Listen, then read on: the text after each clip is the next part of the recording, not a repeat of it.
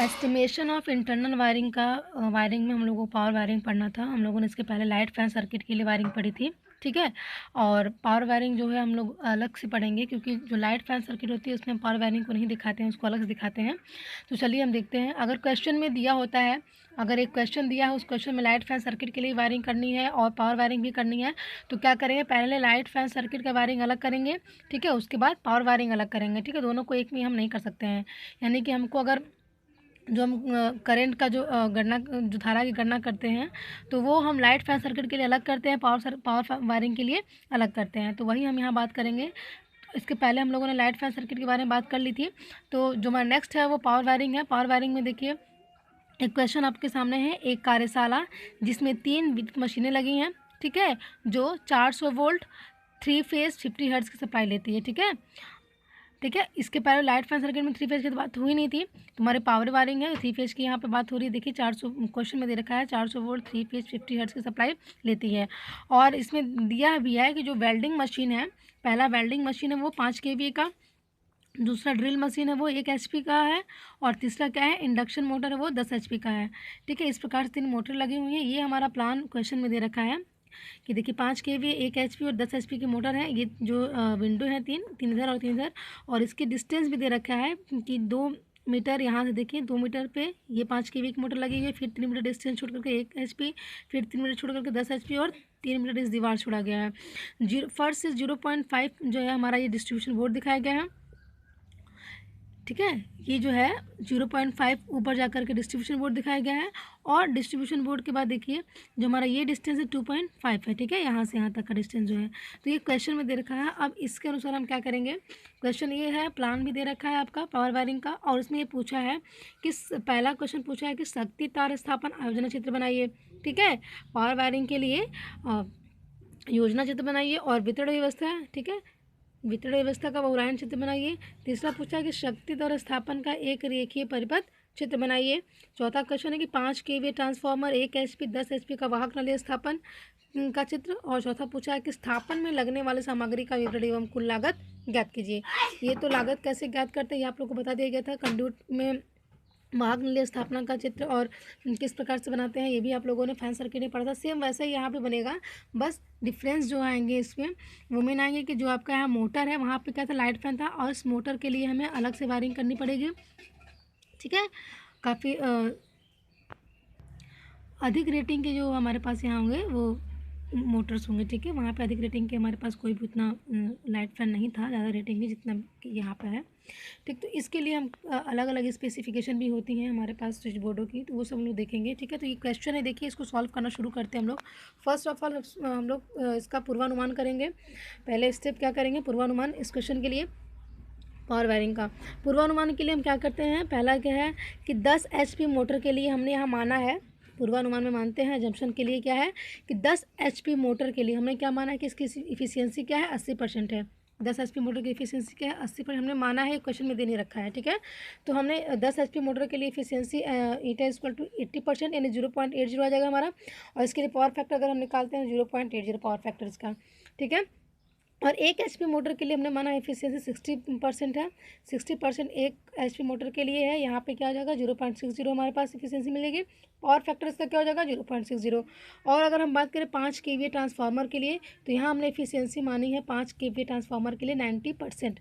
90% यानी 0.90। यहाँ power factor क्या होगा, यहाँ पावर फैक्टर हम कंसिडर नहीं कर रहे हैं, क्योंकि जो ट्रांसफार्मर का पावर फैक्टर होता है वो लोड पर डिपेंड करता है, ठीक है। लोड के अनुसार हम क्या करते हैं वहाँ पर पावर फैक्टर लेते हैं, ठीक। तो यहाँ पावर फैक्टर को कंसीडर नहीं किया गया है। नेक्स्ट देख लीजिए, मेन एजम्पशन में ही main switch, distribution board, motor switch, transformer switch, starter और वायरिंग का जो 36 रन से जो डिस्टेंस है वायरिंग का 36 रन फर्स्ट से 1.5 मीटर की ऊंचाई पर लगाई जाती है। लगाई हमने यहाँ पे माना है 1.5 मीटर की ऊंचाई पर, ये होती कितनी है IER के हिसाब से 2.5 मीटर, ठीक है। लेकिन हमने यहाँ माना है एजम्पशन क्या है 1.5 मीटर पर लगाई जाती है। तो मैक्सिमम 2.5 मीटर होता है, इसको आप लोग 2.5 भी ले सकते हैं, लेकिन हमने यहाँ पे 1.5 मीटर लिया है, ठीक है। अब नेक्स्ट देखिए इस एजम्पशन में ही नेक्स्ट क्या है कि सभी मशीनें जो सभी मशीनें हैं वो 50 सेंटीमीटर ऊंची नींव पर स्थापित की गई हैं। जो ये मशीन जो स्थापित की गई है ये कम से कम 50 सेंटीमीटर ऊंची नींव, एक फाउंडेशन बनाया गया, उसके ऊपर ये क्या गई है, इंस्टॉल की गई हैं। ठीक है। और नेक्स्ट है कि 10 HP का मोटर, स्विच व स्टार्टर दीवार पर लगा है। ठीक है, हमने एजम्पशन किया है कि 10 HP का जो मोटर है हमने स्विच व स्टार्टर दीवार पर लगाए हैं। नेक्स्ट है 1 HP व 5 kV ट्रांसफार्मर का स्विच स्टार्टर, 1 HP व 5 kV ट्रांसफार्मर का स्विच स्टार्टर तथा स्विच दीवार से 1 मीटर की दूरी पर स्टैंड पर लगाया गया है। ठीक है, इसको भी हम लोग प्लान जब बनाएंगे उसमें दिखाएंगे। ये हमने एजम्पशन किया है। तो चलिए ये हमारा कुछ एजम्पशन रहे, इस प्रकार से एजम्पशन कर लेंगे पावर वायरिंग के। नेक्स्ट अगर हम बात करें, फर्स्ट हमारा पूर्वानुमान हो गया। दूसरा स्टेप क्या होता है, धारा की गणना, यानी करंट का हम यहाँ पे गणना करेंगे, करंट का मान निकालेंगे। ठीक है, टोटल करंट हमारी कितनी आ रही है इस पावर वायरिंग के लिए। तो टोटल करंट के लिए क्या करेंगे, एक एक करके पहले हर एक मोटर का अलग अलग करंट निकाल लेंगे, फिर तीनों क्या करेंगे, हम जोड़ लेते हैं। तो देखिए पहला हम बात करेंगे 10 HP मोटर के द्वारा ली गई धारा। 10 HP का जो मोटर है उसके द्वारा कितनी धारा ली जाएगी, ये हम गणना कर लेते हैं। I = Q upon √3 eta into V cos phi. ये कहाँ से आया, हमारा फॉर्मूला होता है 3 फेज़ के लिए, पावर का फॉर्मूला क्या होता है 3 फेज़ के लिए, P = √3 VI cos फाई। देखिए हमारा पावर के लिए फॉर्मूला होता है 3 फेज़ की, अगर हम बात करें तो वहाँ पे पावर का फॉर्मूला क्या होता है, P = √3 VI cos फाई। यहाँ से अगर हम I का मान निकालें तो पक्षांतर करके P upon √3 V cos phi ले लेंगे। यहाँ हमने जो Q माना है ये कंजम्पशन पावर है, इसलिए मैंने Q लिखा है Q।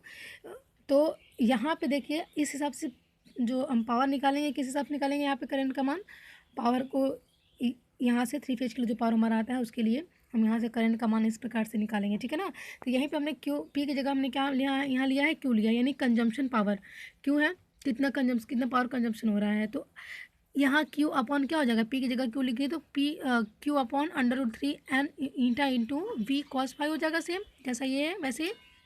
तो यहाँ से फॉर्मूला हमको मिलेगा करंट के लिए।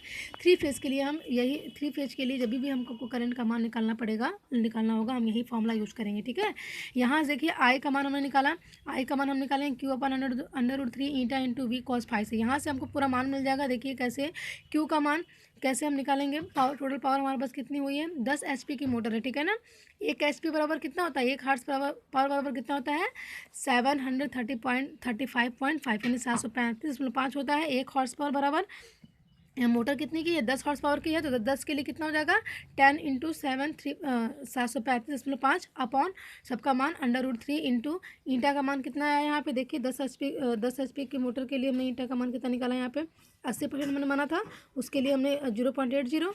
तो यहाँ पे हम ईटा का मान 0.8 इंटू जो वोल्टेज हमारा है 3 फेज के लिए 400 वोल्ट आएगा। 3 फेज की बात हो रही है तो 400 वोल्ट इंटू 0.8। ठीक है, पावर फैक्टर क्या है यहाँ पे 0.8 होगा।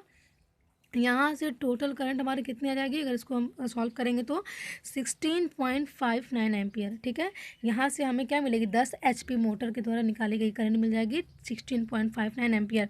अगर हम यहाँ बात करें इसी मोटर के लिए प्रभावी धारा कितनी हो जाएगी, तो प्रभावी धारा क्या होती है, जो धारा हमारी निकली होती है, जो प्रारंभिक करंट का क्या होता है 1.5 गुना होता है। ठीक है, प्रभावी धारा क्या होती है, प्रारंभिक करंट का 1.5 गुना होता है किसी HP मोटर के लिए, 10 HP मोटर के लिए। ठीक है, तो यहाँ हमने मोटर की बात की तो प्रभावी धारा 1.5 गुना एक्स्ट्रा निकालेंगे, 1.5 गुना ज़्यादा, यानी कि जितना हमारा करंट है उसमें गुणा करेंगे 1.5 गुने का। तो 16 × 59 × 1.5 करेंगे तो प्रभावी धारा हमारी निकल के जाएगी कितना, 24.87 एम्पियर। ठीक है, यहाँ से प्रभावी धारा हमको मिल गई। ठीक है, किसके लिए, 10 HP मोटर के द्वारा। तो इस प्रकार से हम गणना किए, 10 HP मोटर के द्वारा प्रभावित धारा हमारा 24.87 हमको मिल गया। अब इसी तरीके से हम 1 HP मोटर के लिए धारा निकालेंगे। 1 HP मोटर कितनी हमारी करंट लेगी उसको भी देख लेते हैं, सेम इसी फॉर्मूले पे। ठीक है, 1 HP की मोटर है, यानी 1 × 1 HP बराबर कितना होता है 735.5। तो 1 × 735.5 अपॉन √3 × 0.6। चूँकि हमने 1 HP मोटर के लिए एफिशिएंसी कितनी मानी थी, 60% मानी थी। एजम्पशन में देखिए 1 HP मोटर के लिए हमने एफिशिएंसी 60% मानी थी, तो यहाँ पे 60% एफिशिएंसी लेंगे तो 0.6 × 400 × 0.6 आ जाएगा। यहाँ पे हमारा इसको जो सॉल्व करेंगे तो 2.95 एम्पियर आई बराबर आ जाएगा 1 HP मोटर द्वारा ली गई करंट। ठीक है, यहाँ पे अगर प्रभावी धारा की बात करें तो मोटर के लिए प्रभावी धारा क्या होती है, 1.5 गुना ज़्यादा होती है करंट प्रारंभिक करंट की। तो 1.5 गुना ज़्यादा, यानी 1.5 गुना 1.5 × 2.95 कर देंगे, यहाँ पर हमारा क्या हो जाएगा 4.43 एम्पियर। ठीक है, तो हमारी देखिए 10 HP मोटर के लिए प्रभावी धारा कितनी होगी, टोटल 24.87, और 1 HP मोटर के लिए 4.43 एम्पियर। अगर हम बात करें ट्रांसफार्मर की, तीसरा हमारा क्या है, ट्रांसफार्मर है। 5 kV ट्रांसफार्मर द्वारा ली गई धारा। अब देखिए 5 kV ट्रांसफार्मर द्वारा ली गई धारा के लिए हम क्या करेंगे, यही फॉर्मूला यूज करेंगे, Q/√3 इंटू वी ईटा। हम यहाँ पे कॉस फाई यानी कॉस फैक्टर क्या कहते हैं, पावर फैक्टर को कंसिडर नहीं कर रहे हैं। पहले ही बताया जा चुका है आप लोगों को कि ट्रांसफार्मर क्या होता है। ट्रांसफार्मर का जो पावर फैक्टर होता है वो लोड पर डिपेंड करता है। लोड के अनुसार क्या करते हैं, वहाँ पे हम पावर फैक्टर लेते हैं। यहाँ हमने कोई पावर फैक्टर नहीं लिया है, तो Q/√3 into we into eta यहाँ फॉर्मूला बन जाएगा ट्रांसफार्मर के लिए। तो यहाँ पे अगर इसका मान रखते हैं 5, कितना है, 5 kV का है, तो एक जो हमारा होता है 1 kV बराबर कितना VA होता है, 1 kV बराबर 1000 वोल्ट एम्पियर होता है। ठीक है, तो यहाँ KVA को V में चेंज करेंगे तो 5 इंटू 1000/√3 इंटू 400 इंटू 0.90। ठीक है, इफिशियंसी हमने 90% मानी थी इसकी। ठीक है, ट्रांसफार्मर की देखिए इफिशियंसी हमने कितनी मानी है, इतना। तो यहाँ से हमारा कितना हो जाएगा, इसका मान निकल के आ जाएगा 8.02 एम्पियर। प्रभावी धारा इसकी कितनी हो जाएगी, 8.02 एम्पियर। इस प्रकार से देखिए तीनों का हमने ये 10 HP मोटर का, 1 HP मोटर का और 5 kV ट्रांसफार्मर द्वारा जो करंट ली गई है, तीनों का अलग अलग मान हमने निकाल लिया है। अब इन तीनों के अलग अलग मानों को हम क्या करेंगे, टोटल निकाल लेंगे कि कुल प्रभावी धारा हमारे पास कितनी हुई। तो कुल प्रभावी धारा के लिए हम क्या करेंगे, तीनों को ऐड कर लेंगे। इसका प्रभावी धारा 10 HP मोटर के लिए जो प्रभावी धारा है और 1 HP मोटर के लिए जो प्रभावी धारा है और 5 kV के लिए जो धारा हमारी आई है, इन तीनों क्या करेंगे, ऐड कर लेंगे। तो कितना बार माना जाएगा, 37.32। ठीक, तो यहाँ से हम टोटल जो कुल प्रभावी धारा है निकाल लेंगे, कितना आ जाएगा 37.32 एम्पियर हमारा आ जाएगा। और फिर मुख्य स्विच, ठीक है, तो अब देखिए मुख्य स्विच की माप निकालेंगे हम। मुख्य स्विच की माप अगर हम लेते हैं तो हम यहाँ पे 60 एम्पियर को कंसिडर कर रहे हैं। तो चूँकि हमारे जो टोटल करंट आई है, प्रभावी धारा कितनी है, 37 ही आई है, लेकिन हमने यहाँ पे कितना लिया है, स्विच बोर्ड की माप एक मुख्य स्विच के लिए जो किस रेटिंग का लिया है, 60 एम्पियर का लिया है। चूँकि हम मेन स्विच है, अधिक रेटिंग का हम लेंगे, है ना, इसलिए यहाँ पर हमने 60 एम्पियर को कंसिडर किया है। 60 एम्पियर 500 वोल्ट TPIC। ठीक है, 444 आयरन क्लेड, यानी कि 3 फेज के लिए अगर हम 3 फेज के लिए स्विच की बात करें तो 444 आयरन क्लेड का स्विच लेते हैं। ठीक है, तो स्पेसिफिकेशन हमारा जो होगा इसके लिए, मुख्य स्विच की माप के लिए, वो होगा 60 एम्पियर 500 वोल्ट और TPIC स्विच लेंगे। ठीक है ना, मेन स्विच जो हमारे पास होगा वो इस माप का होगा। ठीक, और देखिए यहाँ पे वितरण बोर्ड की अगर हम बात करें तो वहाँ पर भी क्या करेंगे, 60 एम्पियर का लेंगे। चूँकि हमारा जो टोटल करंट आएगी उस करंट से एक्स्ट्रा माप की हम क्या करेंगे, यहाँ पे माप लेंगे। तो 60 एम्पियर 500 वोल्ट TPIC 4 मार्गी स्विच लेंगे। ठीक है ना, इस प्रकार से क्या करेंगे हम, टोटल करंट का जो मान है, इस प्रकार से इस प्रोसीजर द्वारा हम करंट का मान क्या करेंगे, सबका फाइंड आउट कर लेंगे। और जो हमारी करंट आएगी उस हिसाब से हम क्या करेंगे, कुल प्रभावी धारा निकल जाएगी हमारी, मुख्य स्विच बोर्ड की माप निकल जाएगी, वितरण बोर्ड की माप निकल जाएगी। ठीक है, नेक्स्ट अगर हम बात करेंगे तो शक्ति तार स्थापन का आयोजन प्लान, किस तरीके से हम इसका आयोजन आरेख बनाते हैं। ठीक है, तो इस प्रकार से आप लोग किसी पावर वायरिंग का टोटल करंट निकालेंगे, जितना भी उसमें मोटर दी गई होगी सबके लिए अलग अलग करंट का मान।